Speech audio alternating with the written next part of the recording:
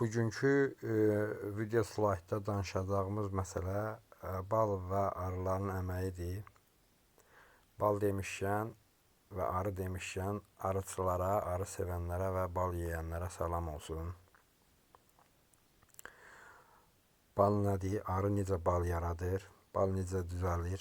Necə var olur? Və onu biz necə əldə edib, necə həm qida, həm də dərman vasitəsi kimi istifadə edirik. Eyni zamanda balla yanaşı arının başqa məhsulları da mövcuddur. Daha öncə arı südü haqqında danışmışdıq. Arı südü nədir? Bugün isə artıq bal və nektar haqqında danışacağıq. Nektar elmi cəhətdən termin şəklində nektar olsa da, Lore dedilər, nektarı çiçək şirəsi kimi, çiçək tozu ayrıdır, çiçək şirəsi ayrıdır. Yəni çiçək tozu çiçəyin daxilində tozlandırma baş verdiyi zaman arılar arxa ayaqlarına, kisəciklərinə çiçək tozu yığırlar. Bu artıq polen və propolis hesab olunur.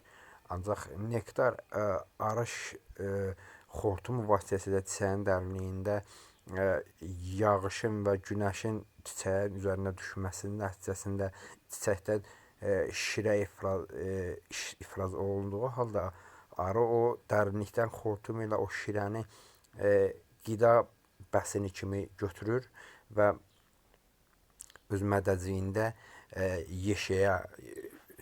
öz yeşiyinə gətirir və yeşiyə gəldiyi zaman mədəsində, öz mədəciyində gətirdiyi nektarı dili vasitəsilə ötürür yeşik daxili arılarda, yeşik daxili iş funksiyasını yerinə yetirən arıların mədəciyinə və yeşik daxili arılar da təkrar yeşiyin daxilində olan başqa arıların mədəciyinə ötürür və bu proses minlərcə davam edir və davam etdiyi zaman kimyəvi və fiziksel olaraq artıq nektarın forması, qatılığı və kimyəvi forması, fiziksel forması dəyişilir. Dəyişildiyi üçün artıq onun tərkibindəki suyun faizi 20%-in altına düşdüyü halda artıq qatılaşır və arılar başa düşür ki, artıq qatılaşmış bir maye halında olan bir bəsini pətək gözlərinə yerləşdirməyə ehtiyac görürlər və onları gələcəkdə özlərinin qidası üçün ora yerləşdirirlər ki, ondan az miqdarda qidalansınlar ondan. Və biz də o pətək gözlərini götürüb süzürük, balı həm qida, həm də dərman vasitəsi kimi istifadə edirik. Yəni bal bu cür yaranır. Və eyni zamanda işçi arılar və kəşfçi arılar yeşik xarici iş prosesini özlərinə götürmüş bir qrup arılar ki var. Bu arılar gün ərzində 1000-2000 arası çiçəklərə qonurlar. Daha doğrusu onların çiçək şirəsi olub olmadığını yoxlayırlar və bu proses zamanı nektar uçuşu deyilən bir uçuş gün ərzində 10-12 uçuş prosesi başa çatır. Yəni gedib qayıtmaq 1 kilometr yarım getmək, 1 kilometr yarım ortalama qayıtmaq hesabda 3 kilometr bir nektar səfəri uçuşu, 3 kilometr arı məsafə uçmalı olur və məsafə uçduğu zaman isə 35-50 milliqram mədəciyində nektar gətirmiş olur yeşiyə. Və beləliklə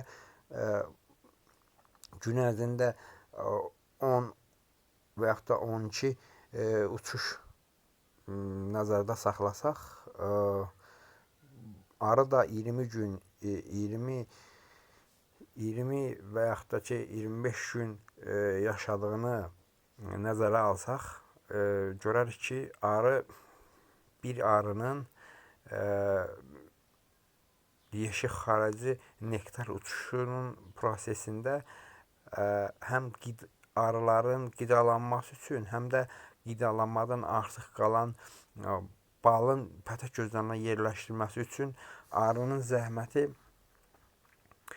600 kilometr məsafəni qət eləməyin hesabına baş verir və eyni zamanda arılar, arıçılar daha gözəl yaxşı bilir. Arılar gedib boş uçuşa gedib dolu qayıtdıqları üçün hər zaman, hər daim arıları aşağı nöqtələrdə, dağların daha aşağı ətəklərində yerləşdirirlər ki, arılar boş vəziyyətdə yuxarı uçuşu rahat etsinlər və yüklü, dolu vəziyyətdə aşağı rahat uçuş edə bilsinlər.